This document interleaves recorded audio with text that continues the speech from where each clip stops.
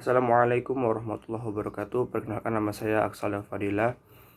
Di sini saya akan mempresentasikan tentang urgensi dan cara kerja metode penafsiran tematik dalam mata kuliah Ulumul Quran, dosen pengajar Bapak Muhammad Alwi. Urgensi penafsiran Al-Quran tematik. Al-Quran sesungguhnya dipenuhi topik-topik yang sangat urgen kita dekati dengan metode penafsiran tematik. Seandainya pendekatan ini benar-benar direalisasikan dengan penuh kesungguhan, tampaklah kepada kita kandungan-kandungan Al-Quran berupa penerapan syariat yang cocok untuk setiap waktu dan tempat. Sesungguhnya ragam hidayat Al-Quran bukanlah suatu pelajaran yang mengawang-awang, tetapi menyentuh kejadian-kejadian yang menimpa kelompok manusia, baik personal atau individu maupun kelompok kolektif. Dengan tafsir tematik, kita dapat menetapkan hukum-hukum universal bagi seluruh masyarakat muslim yang sumbernya tetap kepada Al-Quran. Dari sini lahirlah metode penafsiran tematik atau tafsir maudhu'i, di mana mufasir berupaya menghimpun ayat-ayat Al-Quran dari berbagai surat yang berkaitan dengan persoalan atau topik yang ditetapkan sebelumnya. Kemudian penafsir atau mufasir membahas dan menganalisa kandungan ayat-ayat tersebut sehingga menjadi satu kesatuan yang utuh. Tafsir tematik atau tafsir maudhu'i menurut pengertian istilah para ulama adalah menghimpun seluruh ayat Al-Quran yang memiliki tujuan dan tema yang sama. Dasar-dasar penafsiran metode tematik adalah metode ini dinamakan tematik karena ciri pertamanya adalah memulai dari sebuah tema yang berasal dari kenyataan eksternal dan kembali ke Al-Quran, dan disebut sintesis karena berupaya untuk menyatukan pengalaman manusia dengan Al-Quran. Namun, ini tidak berarti bahwa metode ini tuh berusaha untuk memaksakan pengalaman atau kenyataan eksternal kepada Al-Quran dan menundukkan Al-Quran kepadanya. Jadi ini perihal hal-hal yang di luar dari yang sudah ditetapkan oleh Al-Quran gitu.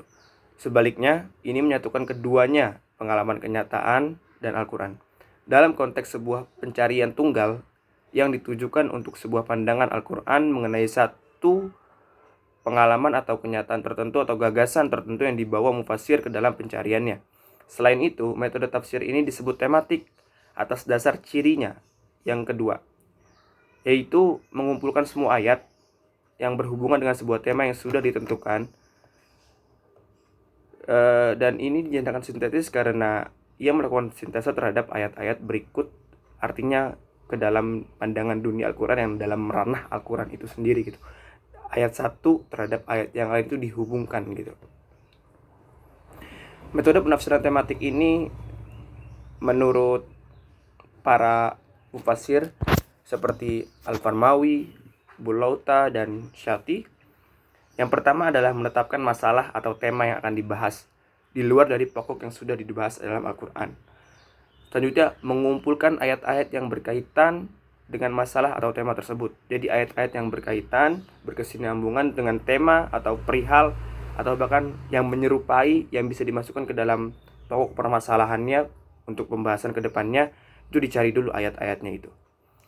Selanjutnya adalah menyusun runtunan ayat sesuai dengan masa turunnya, kronologis ayat dan surat, disertai pengetahuan tentang sebab nuzul atau sebab turun ayat tersebut. Karena kita nggak bisa memakai Al-Quran suatu ayat karena artinya atau karena konteksnya. Kita juga perlu memerhatikan perihal apa ayat Al-Quran itu turun gitu. Karena akan berkesinambungan dan berkaitan. Karena tujuan ayat itu turun adalah untuk seperti ini, seperti dan seperti itu. Selanjutnya adalah memahami korelasi ayat-ayat tersebut dalam suratnya masing-masing. Dijelaskan dulu kebersambungan itu. Ayat ini dengan ayat ini apa, surat ini dengan surat ini apa, atau dengan ayat dan suratnya itu sama. Kita kembali lagi tentang dasarnya gitu, karena kita nggak bisa sembarangan menafsirkan Al-Quran gitu. Selanjutnya menyusun kerangka pembahasan dari yang tadi sudah dikumpulkan ayat-ayat, pokoknya sudah tahu ingin membahas apa, dikumpulkan ayat-ayatnya, dilihat ayatnya nih asbabun nuzulnya apa, ininya gimana, lalu korelasi antara ayat dan surat, ayat dan ayat yang lain. Selanjutnya melengkapi pembahasan dengan hadis-hadis dan riwayat-riwayat yang relevan dengan pokok bahasa. Karena kan yang kita tahu juga bahwasanya salah satu fungsi hadis adalah sebagai mubayyan, tafsir mubayyan. atau sebagai penjelas dari Al-Quran. Apa-apa yang di dalam Al-Quran itu bersifat masih multi tafsir, multi interpretasi, yang maknanya masih banyak itu, maka ada hadis yang mentaksis atau mengkhususkan ayat-ayat itu untuk ini, dan untuk ini. Dan terakhir adalah mempelajari ayat-ayat secara keseluruhan dengan cara menghimpun ayat-ayatnya yang mempunyai pengertian yang sama. Dari tadi sudah dikumpulkan nih ayat-ayat yang berhubungan. Nah, lalu dikumpulkan lagi ayat-ayat yang mempunyai pengertian dan tujuan yang sama. Setelah itu dikompromikan antara yang am itu maksudnya yang umum, universal, keseluruhan, dan yang khas atau spesifik gitu, khusus. Antara yang mutlak dan muqayyad.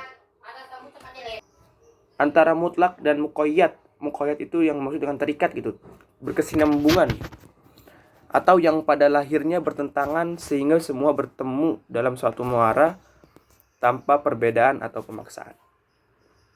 Jadi kesimpulannya adalah dapat dikatakan bahwasannya tafsir tematik ini merupakan metode tafsir alternatif yang penting untuk dikembangkan oleh ilmuwan dan ulama Islam dalam upaya menjadikan Al-Quran sebagai petunjuk atau huda bagi muslim modern, terutama seperti kita ini, dengan segala tantangan dan problematika yang sangat banyak mengenai perihal agama, baik agama maupun sosial.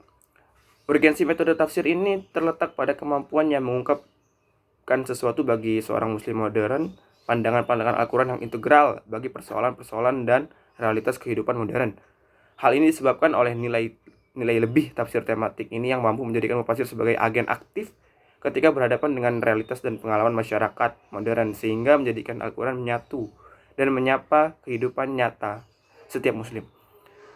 Selain itu, tafsir tematik dianggap memiliki nilai strategis sebagai sebuah pendekatan tafsir yang mampu menghadirkan kembali pandangan-pandangan Al-Quran bagi muslim kontemporer yang sekitar abad 15 itu sudah terhitung sejak abad 15 itu sudah jauh dari masa kenabian dan dari bahasanya itu seperti sekolah kenabian itu sendiri. Ini tafsir ini juga yang menjadikan Al-Quran itu tidak mati. Al-Quran itu berjalan kontemporer sesuai dengan situasi dan kondisi. Apapun situasinya, kondisinya, kita bisa kembalikan ke Al-Quran dan Sunnah dengan tafsir ini. Ya, sekian presentasi dari saya. Kalau ada salah kata, sekiranya bisa diingatkan karena kita masih sama-sama belajar. Kurang lebihnya mohon maaf. Assalamualaikum warahmatullahi wabarakatuh.